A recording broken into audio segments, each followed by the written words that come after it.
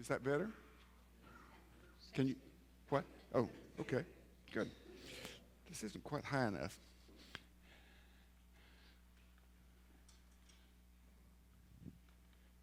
Well, not all of you made it to the pet blessing, the blessing of the animals yesterday. A few did, but so what I did is I decided to fill in a little story since you missed the actual blessing.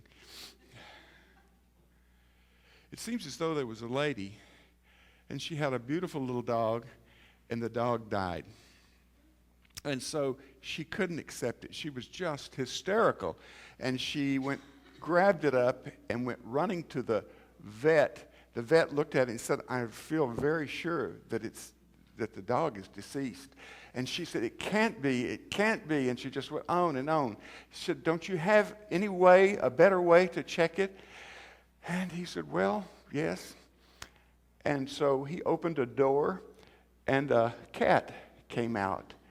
And the cat sniffed all around the little dog and shook its head a little bit and went back. And he said, what can I say? And she said, I'm not satisfied with that. Isn't there anything else you can do? And he opened another door, and this beautiful Labrador retriever came out and took his nose and was nudging and nudging and nudging, and finally just did like that and walked back in. So finally she gave up and said, well, I guess there's nothing that can be done. Said, what is my bill? And he said, $440. And she said, what? She went into shock. $440. He said, yes, the office fee was just $40. But then there's the CAT scan and the lab test.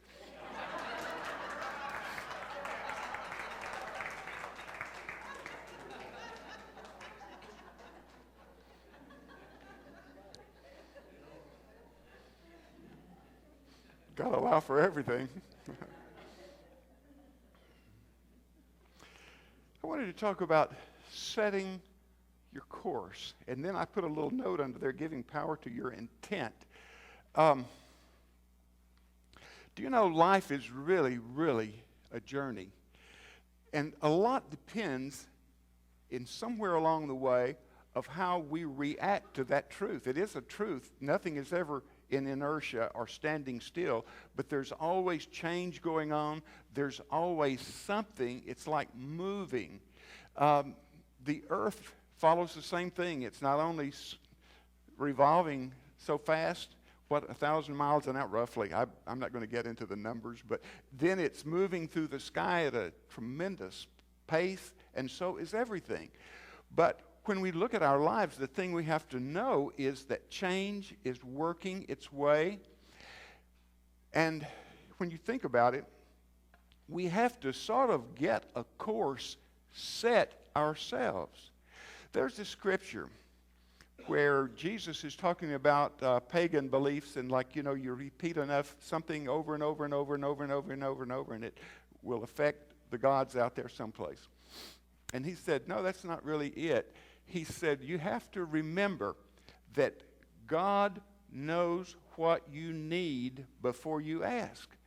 Well, I've met people over the last 60 some odd years that thought that meant that really there was no need in praying about anything because God already knew. Well, the truth is, all the provision that could have been made, a way to grow food, a way to take care of every need that we could ever have is already in existence right from the beginning. It's really important that everything that every life needs is already there in an invisible form. Okay?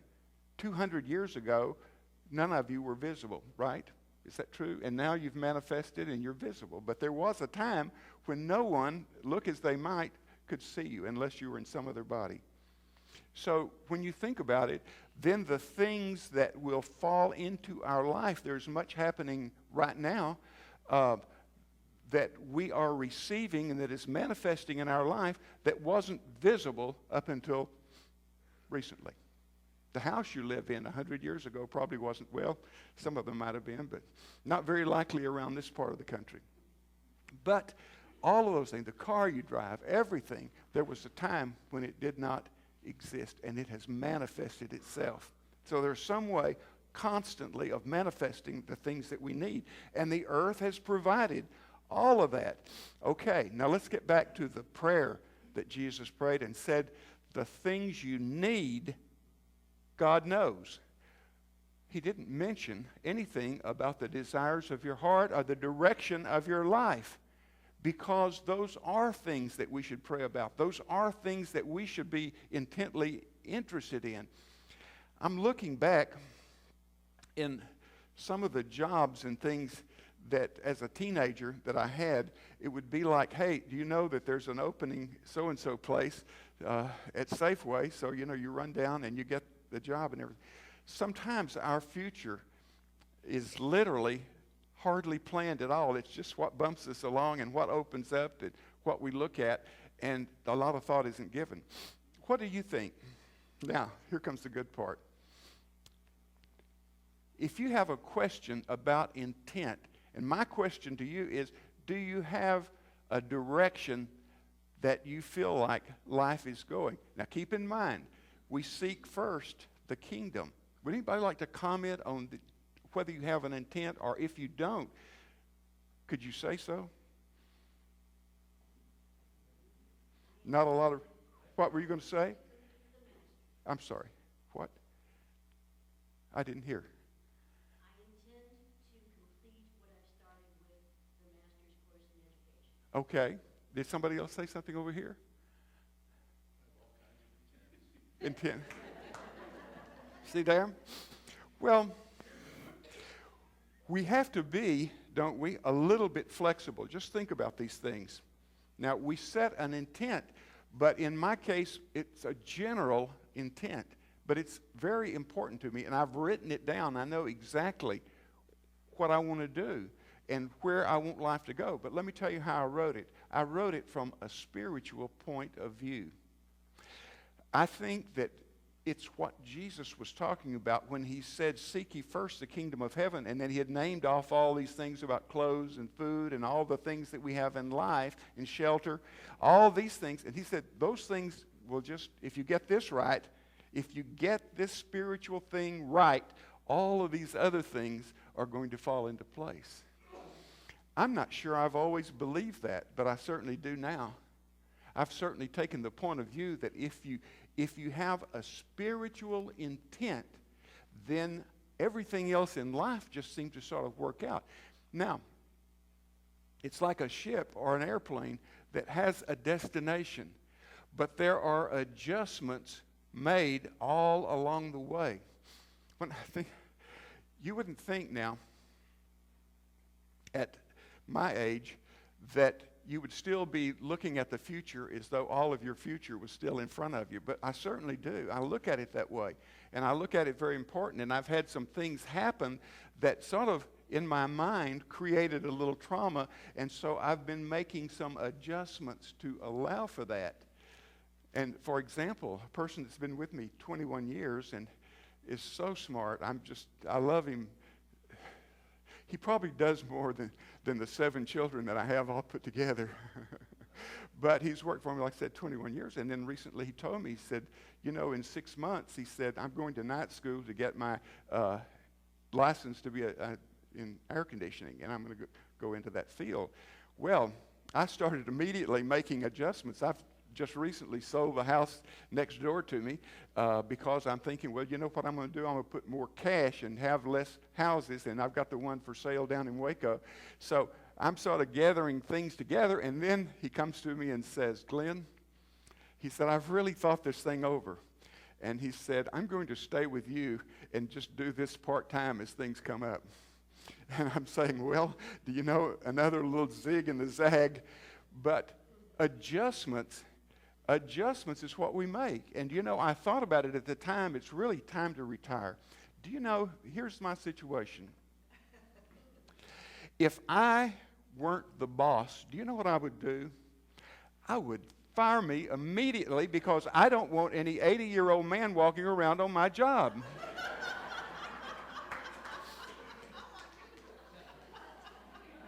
True story. Now, getting back to the journey. It takes interesting turns, and I will guarantee that in your life, there's been some fascinating turns. Just nod a little bit. You don't have to raise a hand, but nod. Has there been interesting circumstances and twists and turns? Maybe some of you have lived a sort of straight course, but believe me, I haven't.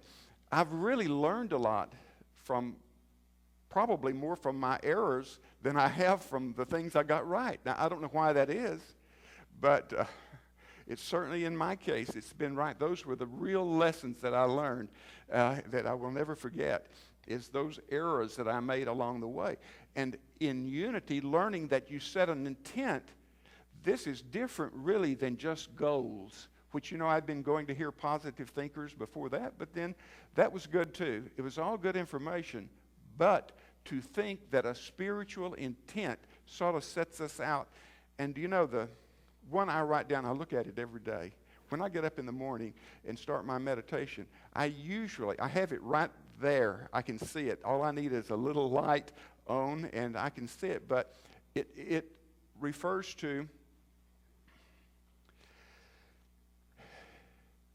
the abundance that I wish to experience in every area of life. And I intend to be at one with this. Do you see?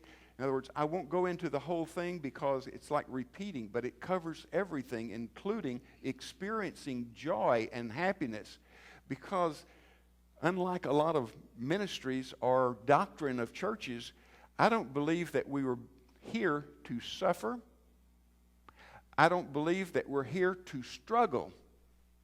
I believe that we're here to thrive. Which do you think best represents, like if you are expressing God, suffering, I don't think really does that kind of job. I know that it's taught.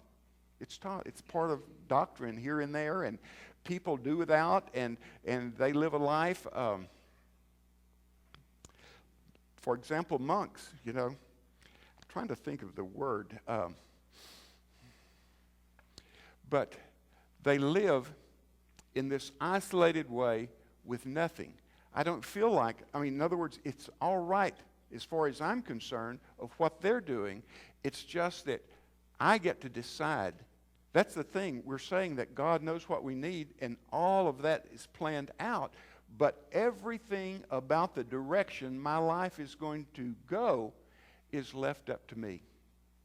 And far too many times in part of my life, I've just let the events as they bump me along lead my life.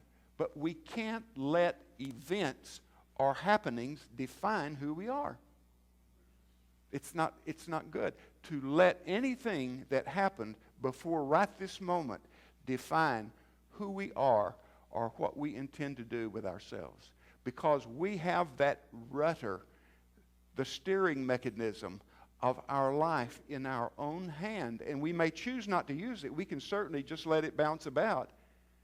But I think that God's intent always was that we have the power within us to create the life that we would like to live.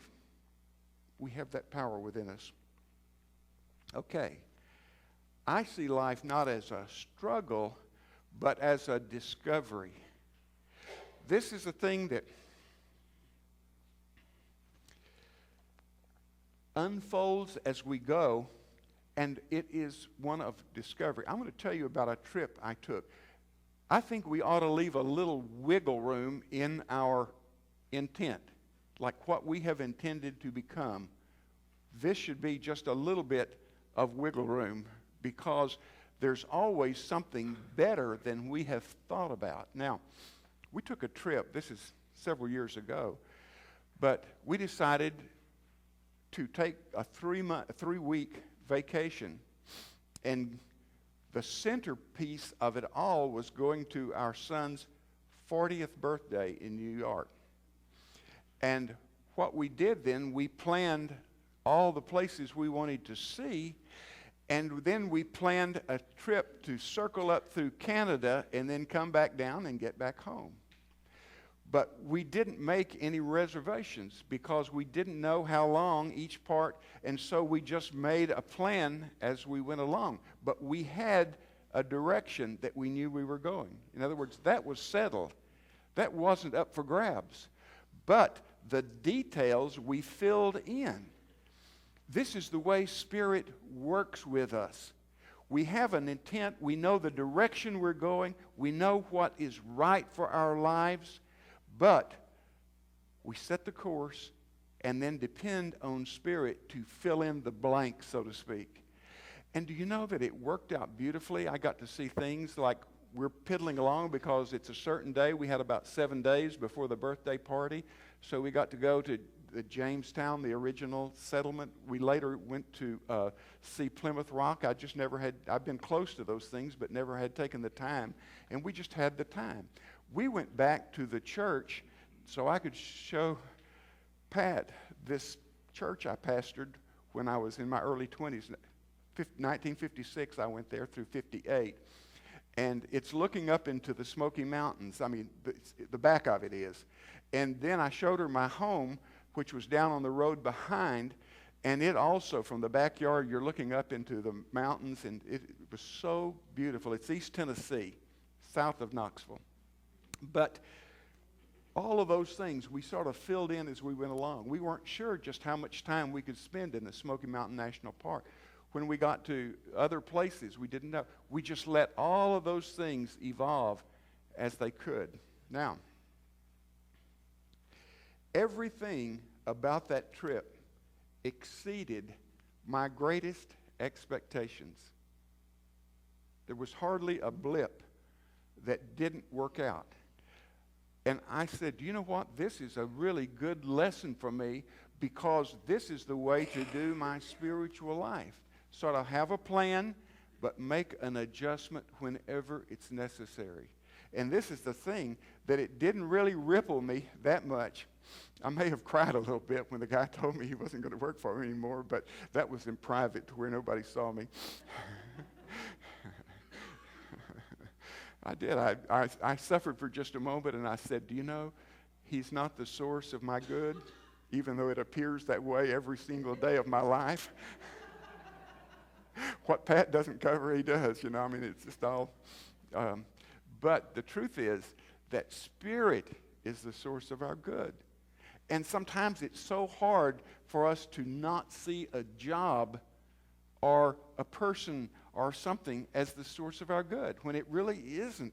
All of the things, if we give it time to evolve, work out, if we're looking at it from a spiritual point of view. And so it's like confirming that this body is not who we are, that we are this eternal soul, and that death will be a little blip in it too, and then we'll go on to whatever's next.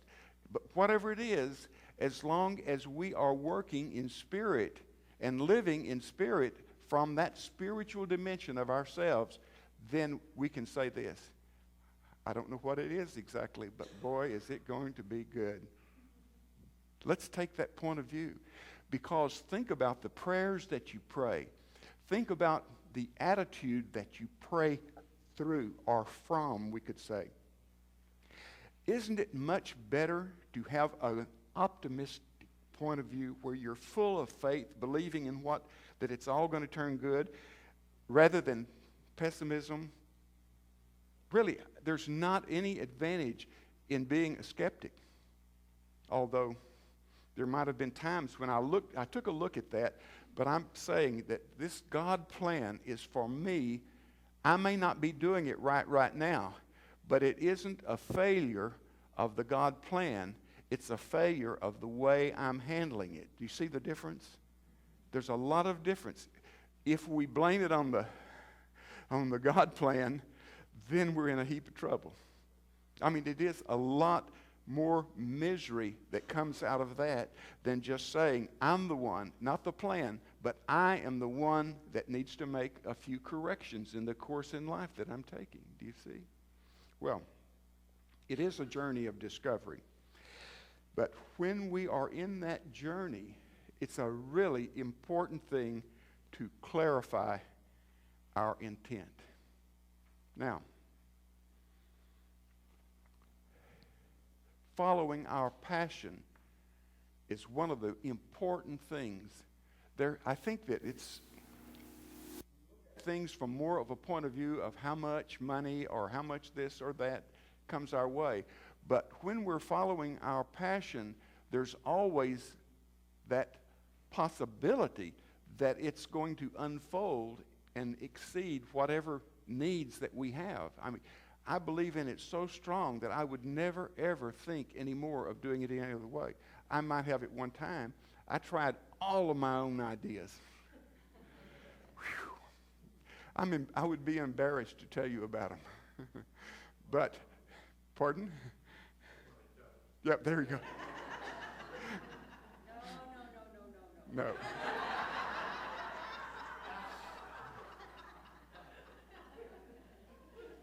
I'm a good shade of red right now. Just thinking about them makes my face turn red. But the idea being, it certainly taught me that that's not the way I want to go. That my ideas, if they come from the spiritual point of view, are going to work out. Okay. Now, we clearly define intent.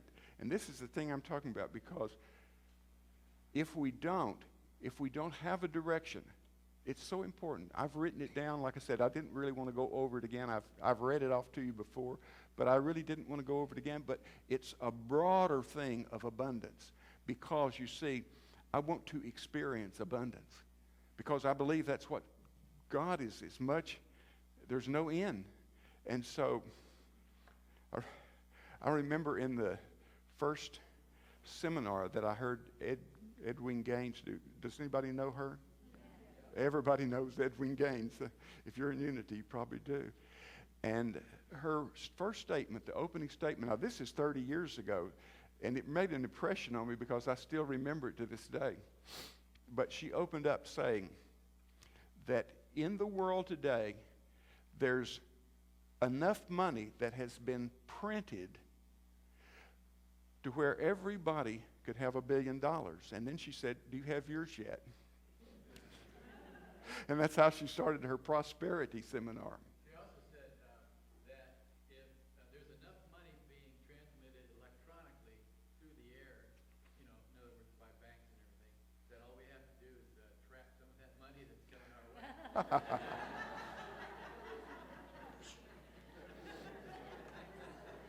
What a lady. It changed the way I looked at a lot of things, not just that statement, but ideas of how important is forgiving, all these things that she brought up. It's amazing how that 30 years later, I've forgotten what I talked about the last time, much less remembering something I said 30 years ago. But the idea being, now then, besides intent, there's one other thing here that's so important, and this is to really be clear about the desires of your heart. Delight yourself in the Lord, and he will give you all the desires of your heart. That's a promise from Psalms 37.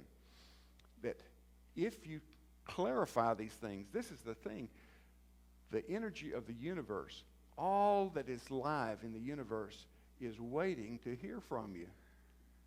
But don't leave it vague and don't leave it to chance. Clarify what it is, and as you move from thing to thing, clarify it again. And if this doesn't work out, who cares? Correct it. Do it. Making a mistake, that's the thing that people that are unsuccessful, let's say, have looked at. They look at their mistakes and say, well, I'm defeated. People who have done very well in any phase of life made all these mistakes and say, well, those things helped me to get to where I am today. This is one of the greatest things happening, is the mistake. It just depends on your point of view.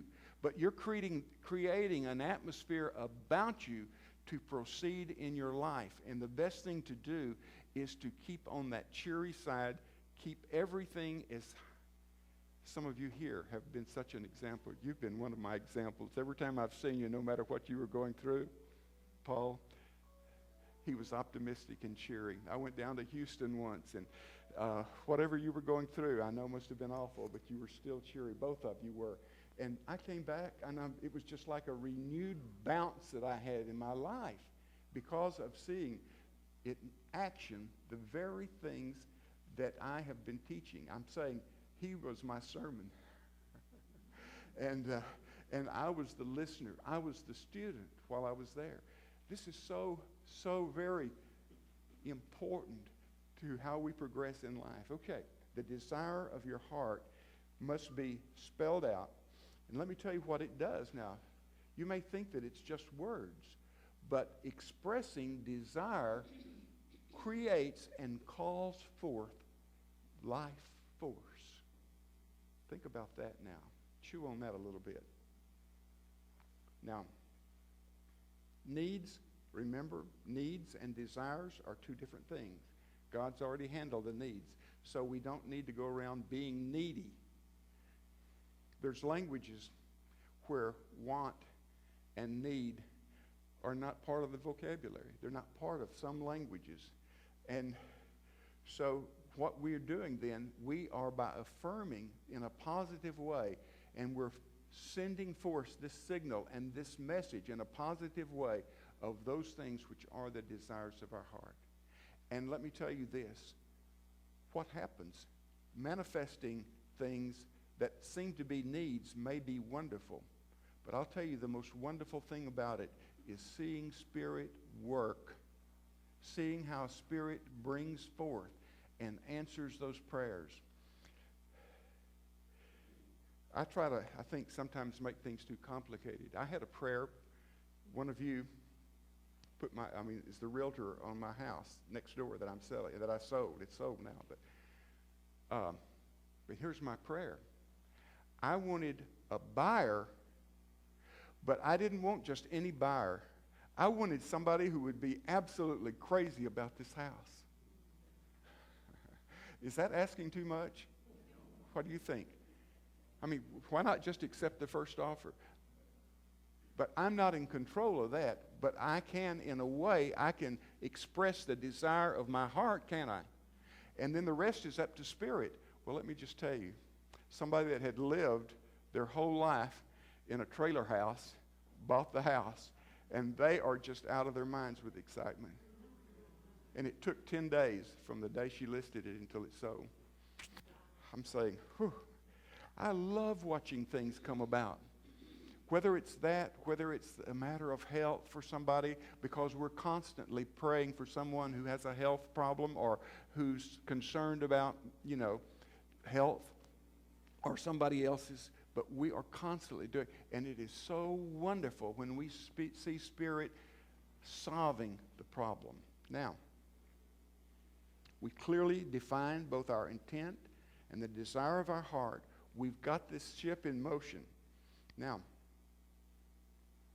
what we do now is set our course for our own special design. There's a quote that I just loved. Occasionally I look through Abraham Hicks, all the books that we have about that.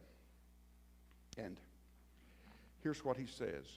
Your joy factor will remain constant as you are continually refining your ideas of what you want.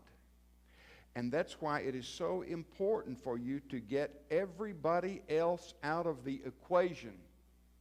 I love that. They've got their own game going on. They don't understand your game. Give them a break. Stop asking them what they think. Start paying attention to how you feel. Joy will be yours immediately, and everything else that you have ever thought would make you happy will start flowing, seemingly effortless into your experience.